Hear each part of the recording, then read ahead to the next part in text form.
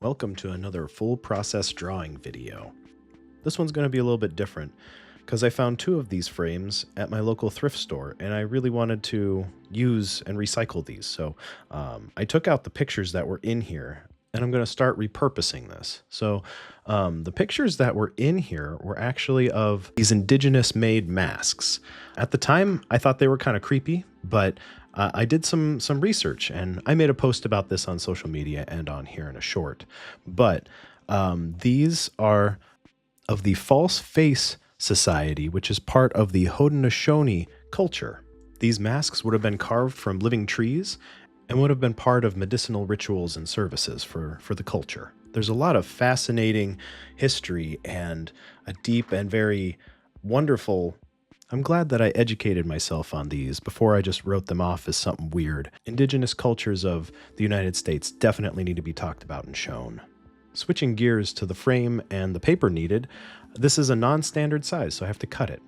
So here is my fancy paper cutter that I'm going to measure out to 6 inches, because that's about how many inches I need from a width standpoint. The length isn't going to matter so much just yet, and this is all a guesstimate. I'm not looking for perfection. I'm using a 100-pound acid-free Bristol board. That is usually what I use for most of my drawings. I apologize for leaning into the frame so much. I didn't realize I was doing it, and it was too late by the time I did. But there's the cut piece of paper. There are some minor nicks and dings on the side of it that you can see right here. So I'm going to go ahead and trim off maybe about a 1/4 inch of the rest of this so that I can avoid those damaged corners and that little chunk that's taken out in the middle. I know these blemishes will be covered up by the matting, but I really like to take care of those ahead of time just because. So I'm going to trim off this little curly Q of paper. I'd like to give this to my cats, but I know they're just going to eat it, so has to go in the garbage, unfortunately. So from here, I'm going to have to chop off a little bit from the top. Again, I'm not going to be precise. I know I need about 3 to 4 inches off, so I'm going to make a cut right about there. Remove that thing, that's the guide, and all I need is the straight edge on that side to bump this up against, and then I can chop off what I don't need. You can see Amaro's tail right there. That one cut, and now this is my drawing surface. What video would be complete without a little bit of ginkgo? He took my chair immediately after I did this. He was wanting me to pick him up and have him sit in my lap with me, but I had other things to do, walk around and do some other stuff. So he's just going to take up a little bit of space and get himself comfy and situated. What a cute old man. To start, I'm going to be using these Molotow black liner pens, starting from 0.5 millimeter going down to 0.1 millimeter. These are going to be the base for the whole drawing. Then I'm going to add a little bit of gray to the outside with these two Sakura Pigma Micron pens. I wanted to keep the pattern light and small, so I'm using only 0.1 millimeter, 2 different tones of gray. And lastly, I'm using these Elmer's Painters metallic gold markers. I'll put links to all of these in the description as well. With paper in hand, I'm ready to start drawing. First things first, I'm going to tape this down. My drafting table is at an angle, so if I don't tape it, it's going to slip down. It also gives me kind of a lay of the land of how I'm going to draw a piece or start a piece, that first few lines. We get to see me struggling with this tape here for a second. And of course, as soon as I get it taped down, I have to rotate it. So I'm going to rotate it and get a better angle for what I want to start with. This is a much easier angle to draw. Some of this is going to be sticking off my drafting table, which is okay, but I wanted this to be a really long, winding line that goes all the way down the paper and isn't segmented at all. So I'm going to trace it out first, kind of get an idea of which direction I want this curl, which direction I want to go, think about for a little bit, and execute. I like to leave in parts that aren't sped up of my drawings so that people can see kind of how long it takes to make a shape come together, how many lines it takes to put down to make that shape, and just the progression in general. I wanted to keep this piece with the base having really long patterns to start, and then go smaller and smaller patterns once I'm done with that base.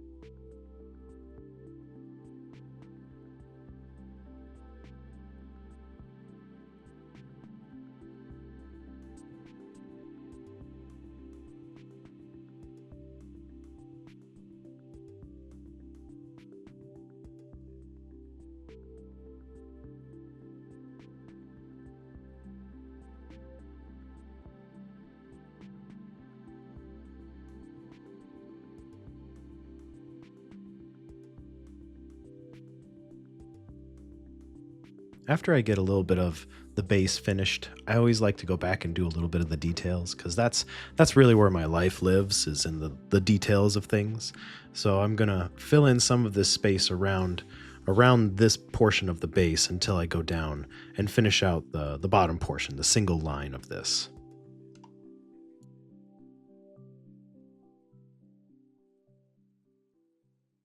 Over the last month, I haven't been able to draw as much. I got sick a couple weeks ago, and I got dual ear infections, and I've been kind of dealing with the aftermath of that. My ears are slowly draining, and things have just been kind of a little bit harder to get back into the swing of things since.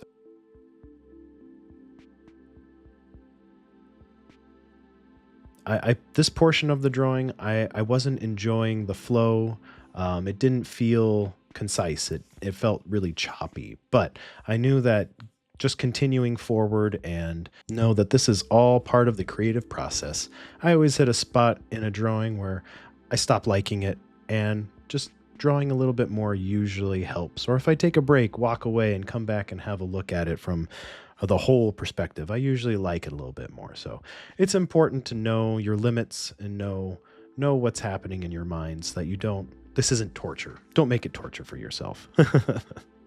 Art is therapy, and it's important to be able to work around your own brain in order to help yourself and make it more enjoyable and part of that therapeutic process. Looking at it now, here, editing, I really, really like the flow of how it is right now. It doesn't feel choppy, it doesn't look choppy, it has really, really good flow. So looking at it now versus then, I know it was just my mindset, and it's so much better than what I was thinking at the time.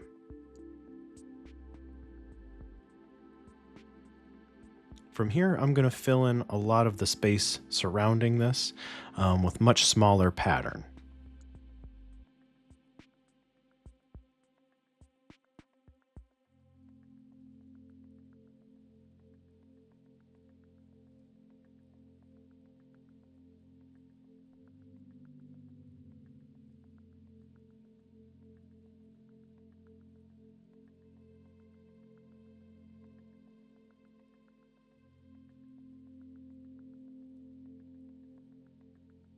This little hook portion at the tail end of this is really tough to get a nice pattern around it. I can't see what I'm doing for a little bit of it, so I'm just going at it blind and trying to get the muscle memory the same as it was the first time. So it's a lot of guesswork, and usually I fumble it a little bit in the pattern and the spacing and how things look. But once you fill it in a little bit more, it kind of disappears.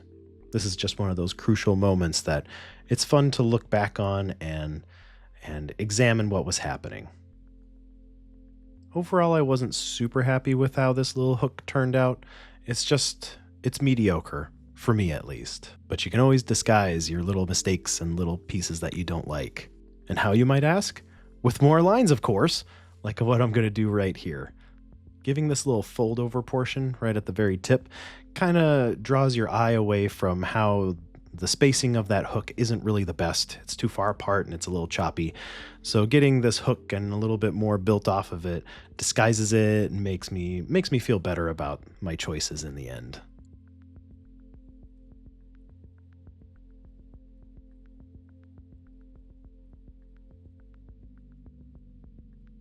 Here's another non-sped up portion of the drawing, just so that we can all see the magic happen in real time. I know this is helpful to some out there, so I like to leave little segments here and there as I can. It also breaks up the video in kind of a nice, healthy way. So enjoy the next 5 or so minutes of this real-time drawing. And if you don't like it, you can always speed through it.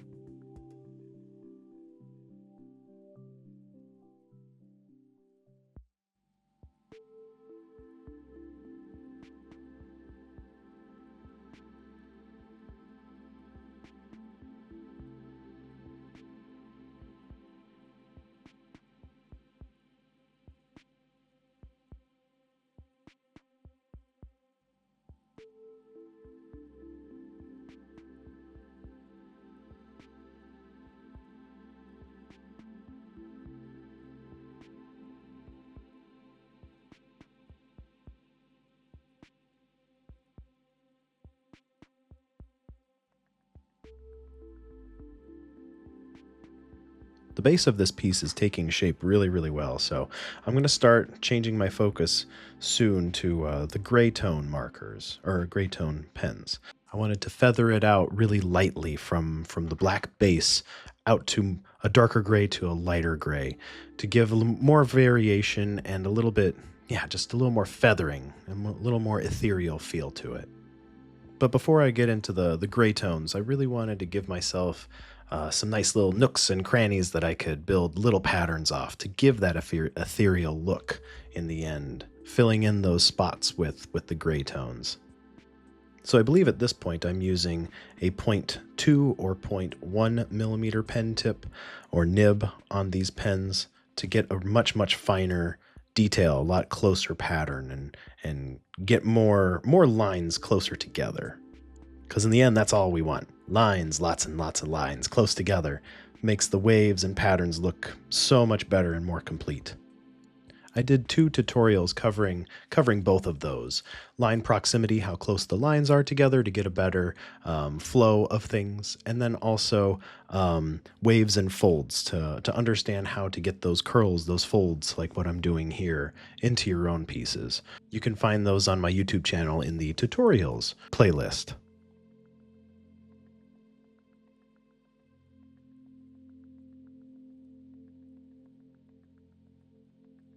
Here's where I switch over to using the darker of the gray tones that I have selected for this.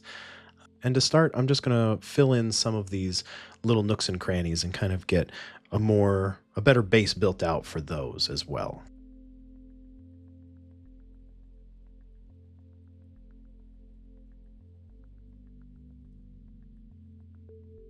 I knew I wanted to add some gold to this when I was done putting all of the pattern down.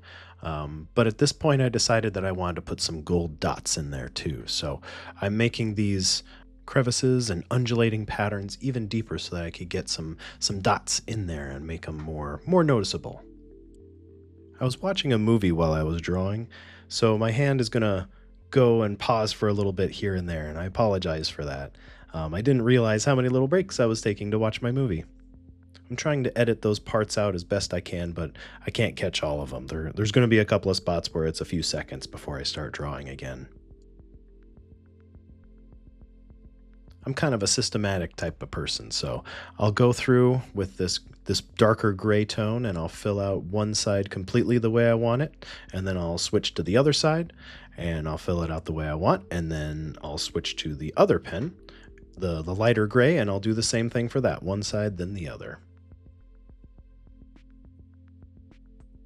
The pencil that you see all the way around the border is a guideline to where the mat board is going to touch. At least that's what I thought.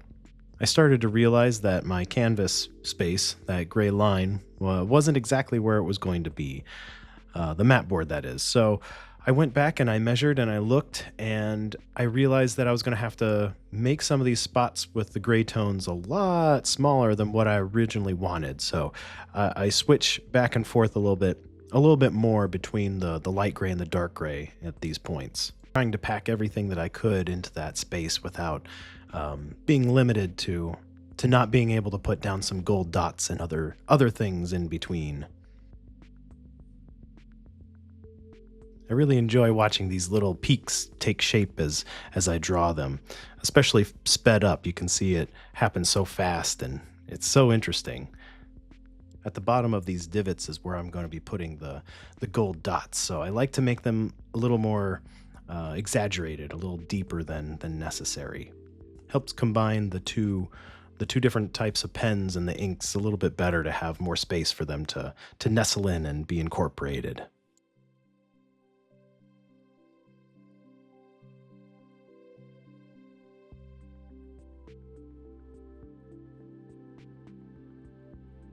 I especially like this one.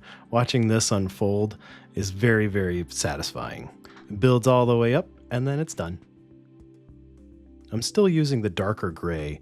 I haven't switched over to the light gray yet, so I'm trying to be sparse with my dark gray usage, but as you can see, it's tough for me to do that. I'm still trying to be mindful of my usage of space, because I don't have a lot of visible canvas. I know that I can make my mat board a little bit bigger if I need to, but in the end I am kind of limited in space.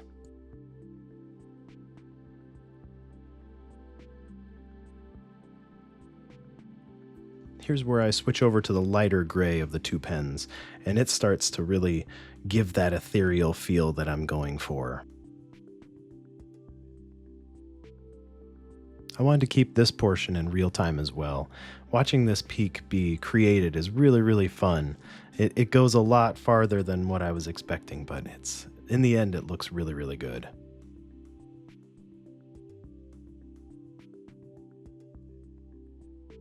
I like to put little fold backs on themselves as well. So right here, I'm bringing that pattern back in on itself to give that nice little fold, that nice little wiggle to it.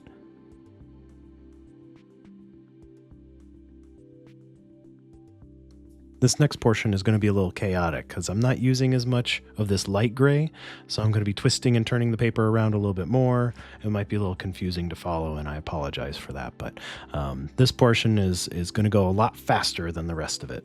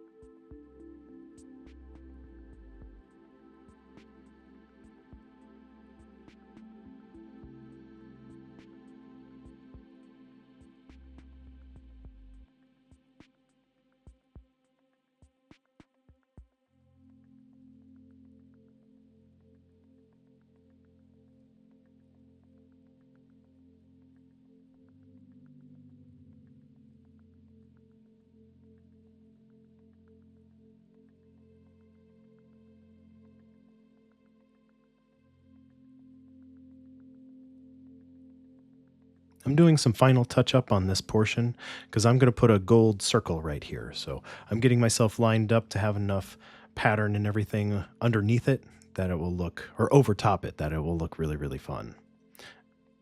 For the outline of this circle, I just used the tape that I've been using this whole time. So this is the size that fit perfectly. Usually I go grab a plate or a bowl or something, and I just use that as a template if it's the right size. I have some circle templates that I hardly ever use because I usually need something bigger than what I have. So plates, bowls, tape, pop cans, soda cans, whatever's around, they usually is a good template. I'm a little disappointed. These painters metallic gold paint markers are going to be discontinued from what I can see. I haven't been able to find them sourced anywhere, not even on their website. So I think they're going to be discontinued soon, and I'm disappointed because I really like how shiny these are. So I'm going to be on the search for a better one here soon. We get to watch me struggle deciding how I want to draw the rest of this in, or paint the rest of this in. It's tough to know exactly where to start sometimes because you have to rotate the paper, but I didn't want to rotate the paper, so it's just like, what do I do? What do I do? Analysis paralysis. I always like watching this portion get filled in because it starts out so choppy, and then by the end, it's one solid color and it's so shiny and it just looks great. Which is why I'm disappointed I won't be able to get these paint markers anymore because they really have some of the best shine that I've been able to find in a paint pen. So if anybody has any good suggestions as to a new brand or a different source or something like that, that would be awesome. Leave a comment of what brand you really like of metallic gold specifically. I can find metallic silver real easy, but metallic gold is the hard one for me. So leave a comment, tell me which one you like. After my little AP moment, analysis paralysis moment, I decided to just go around the perimeter, and after I got the perimeter the way I wanted it, without picking up too much ink onto my hand, because this will leave ink on my hand even if I have the my little glove on. So I wanted to make sure that I could get all the way around without doing that, and then fill it in. I have to do that part slowly, otherwise I could potentially pick up gold ink and drop it other places, and I really don't want to do that. There's not really a good fix to smudged up gold. I can deal with smudged up black or gray or other colors because I can kind of blend it in together, but gold, it sticks out so strongly against everything, it's almost impossible to cover up.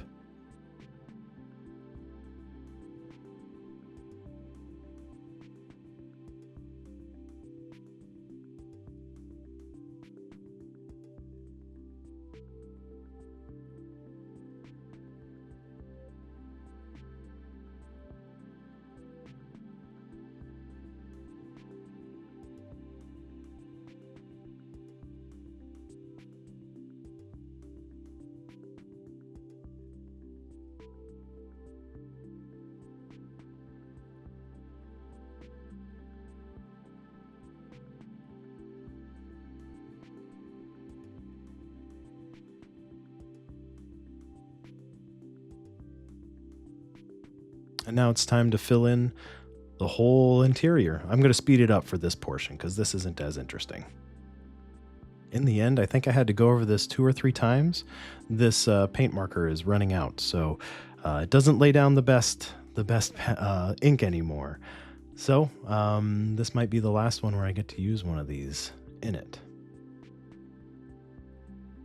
Again, I go systematically and I fill in little sections until it's right, and then continue on to the next little section.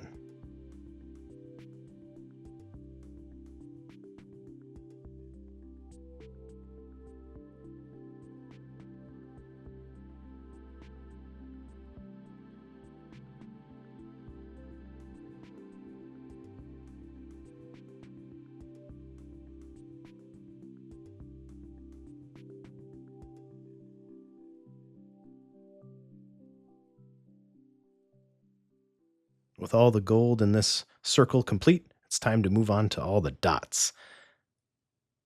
There's not going to be a ton of them, but there's plenty of nooks and crannies and undulation to put some bigger dots in first and then feather it out from there into littler dots. I like doing it this way because then it can kind of draw your eye in towards the center or out depending on which way you want to have your dyslexic moment. I like speeding up this part because then you get to just see it fly. All the little dots get put on so quickly.